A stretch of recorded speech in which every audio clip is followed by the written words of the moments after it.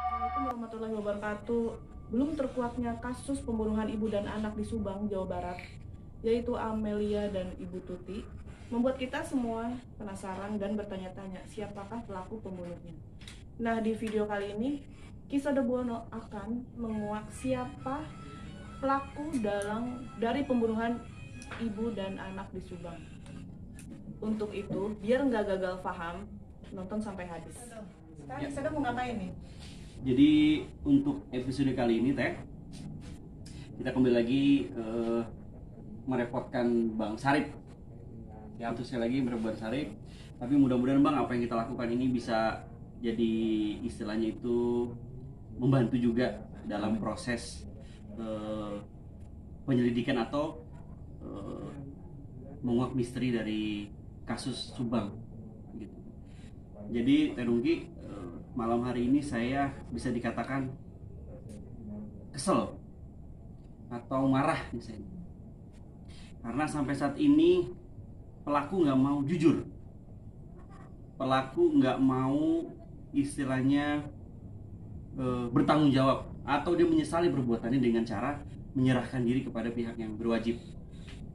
Mereka malah membuat situasi menjadi rumit seperti itu. Jadi malam hari ini saya mencoba, walaupun di sini adalah mediatornya laki-laki, saya akan mencoba untuk kembali menarik korin dari almarhumah kedua korban untuk menghantui si pelaku. Kalau bisa setiap harinya dihantui, dirusak psikologinya, ditakuti hatinya, dibuat mereka itu merasa menyesal atas perbuatannya dan akhirnya menyerahkan diri kepada pihak yang berwajib. Begitu kan? Lalu Ki, bagaimana prosesnya nih? Prosesnya. Jadi seperti yang biasa-biasa. Cuma untuk kali ini kan saya memerintahkan jin. Walaupun ini kan korin. Korin ini kan istilahnya yang mengikuti almarhumah gitu.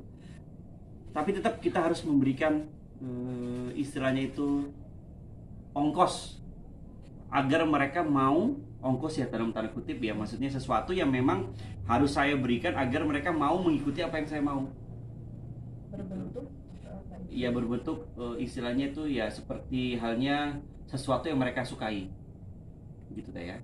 Jadi fokusnya saya ini menarik korin, tapi tidak menutup kemungkinan juga kan saya tidak bisa menjamin seperti biasa. Jadi kita tidak bisa tahu istilahnya jin mana yang masuk atau ras jin apa yang masuk yang mau saya istilahnya nyangkut sama jaring saya, kemudian saya masukkan ke dalam tubuh mediator. Mudah-mudahan aja bisa korin yang saya maksud.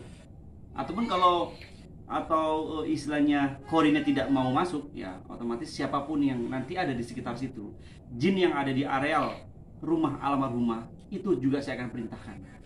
Gitu. Begitu teh. Oke Kisah Dok, selanjutnya gimana? Apa kita langsung mulai aja? Kita langsung mulai aja ya. Tapi sebelumnya tadi saya sudah prosesi, sudah melakukan sedikit ritual yang tidak bisa di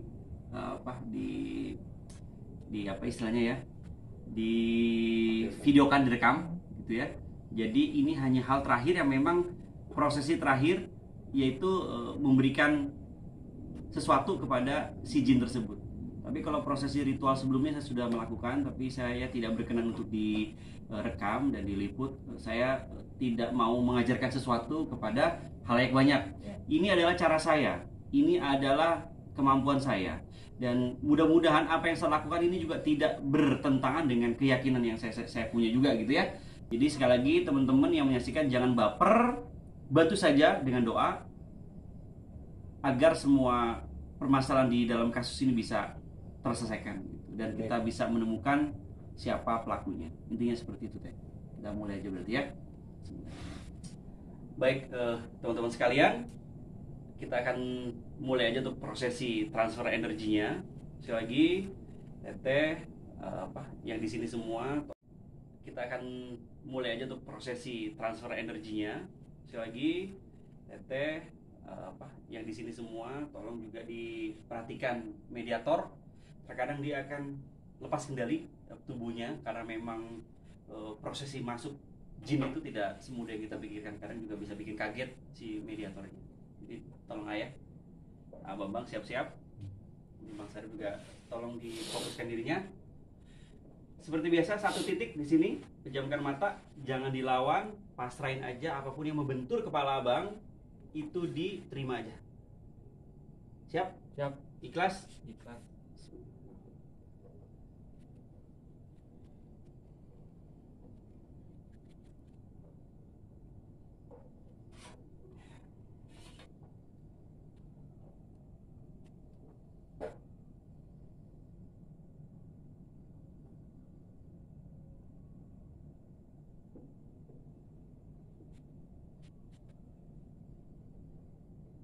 Ya, pejamkan mata, fokus di sini.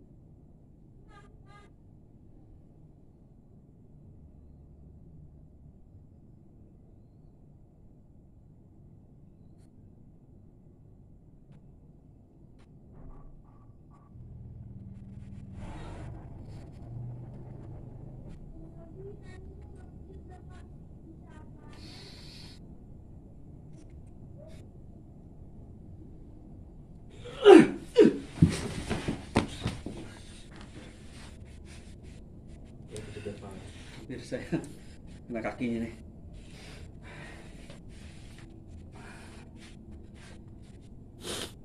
Oke ya teman-teman, alhamdulillah diberi kemudahan.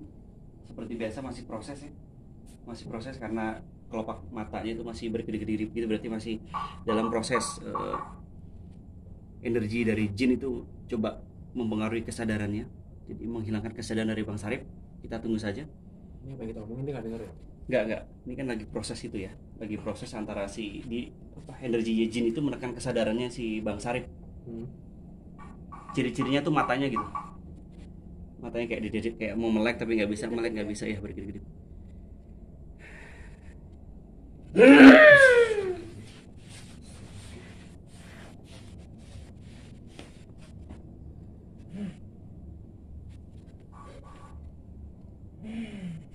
Assalamualaikum. Assalamualaikum.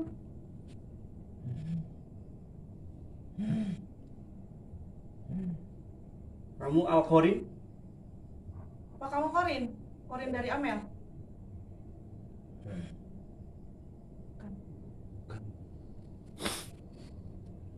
Kamu Korin dari almarhumah Ibu Tuti?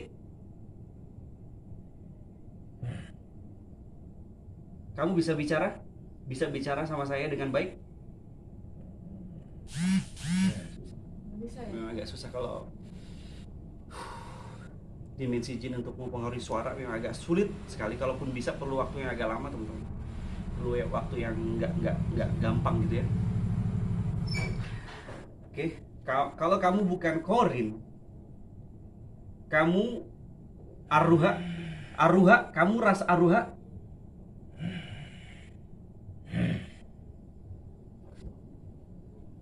Bisa ngomong nggak?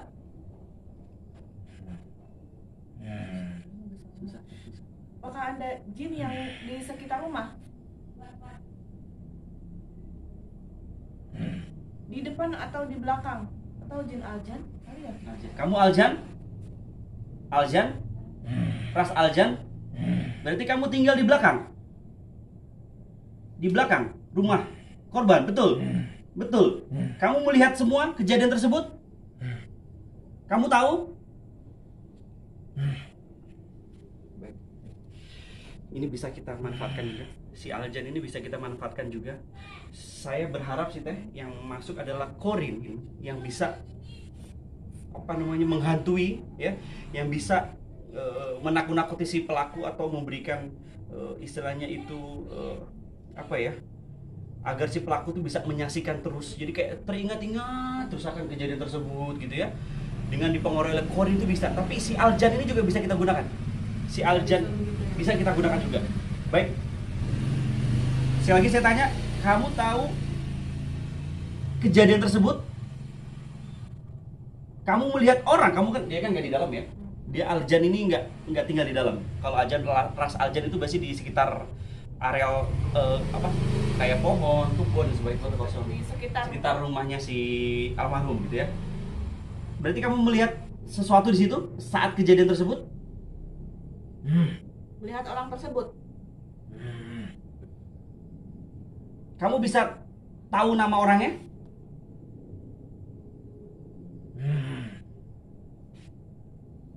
Wah, Nggak bisa ya. Teman-teman sekalian, saya mohon maaf, saya tidak bisa melanjutkan pertanyaan yang lebih lanjut gitu ya, karena kita masih punya etika manusia, ya. Kita masih ada etika manusia, masih ada orang-orang yang berkepentingan yang berhak untuk menangkap si pelaku. Kita tidak bisa mendahului, istilahnya begitu ya. nah, ini biar kasus Biar di kasus ranah ini hukum. ya di ranah hukum saja, berjalan dengan di ranah hukum saja. Nah, Kenapa nih? sampai nggak bisa lama deh ya. Oke, baik. Saya perintahkan kamu, kamu melihat orang tersebut, kamu datangi dia, kamu hantui dia, kamu takuti dia, kamu bikin dia psikologinya rusak ya, agar segera dia mengakui perbuatannya. Dia datang ke kantor polisi, kemudian dia mengakui perbuatannya dan dia menyerahkan diri. Mau?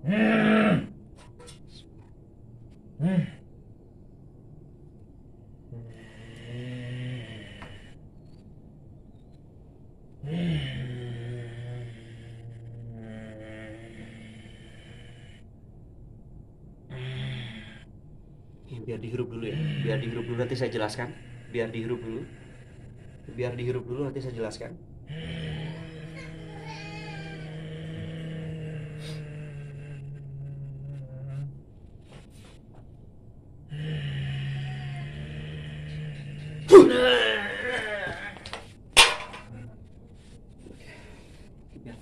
Selagi dia belum sadarkan diri, gini teh, di sini dulu. Jadi maaf saya belum tadi menjelaskan tentang ini.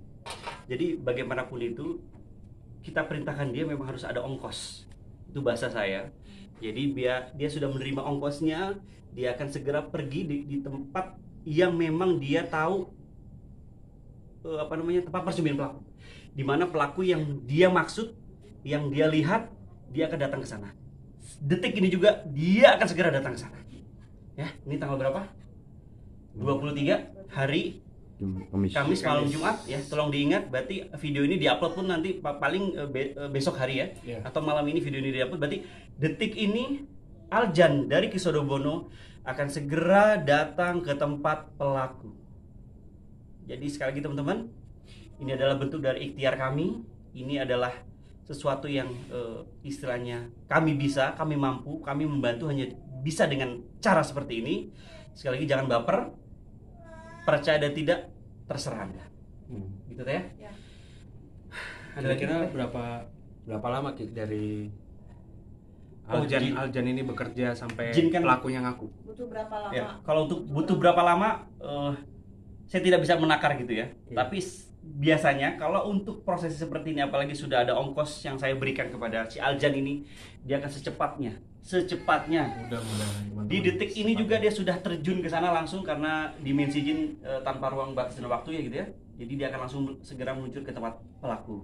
Jadi kita semua berdoa agar apa yang kita maksud dia bisa paham, kemudian melakukan hal-hal yang memang membuat si pelaku itu menjadi ketakutan. Yang intinya mengganggu para pelaku itu. Betul. Biar segera mengakui saja, menyerahkan diri saja, jujur aja. Gitu ya. Tadi mohon maaf, berarti anaknya tadi belum dipindahin ya? Belum. Ya, pasti ada efek dari situ. Jadi teman-teman sekalian, ini akan butuh proses bisa setengah jam. Sadarkan diri, nanti kita balurkan dengan minyak wangi gitu ya. Mudah-mudahan bisa dia sadar karena dalam kondisi pingsan si bangsa. Mungkin itu aja, ada yang ditanya teh? Udah, gitu aja. Baik teman-teman, segitu aja prosesi dari Kisodo. Mudah-mudahan bisa membantu pihak berwajib mengungkap pelaku ini. Cukup sekian. Assalamualaikum warahmatullahi wabarakatuh.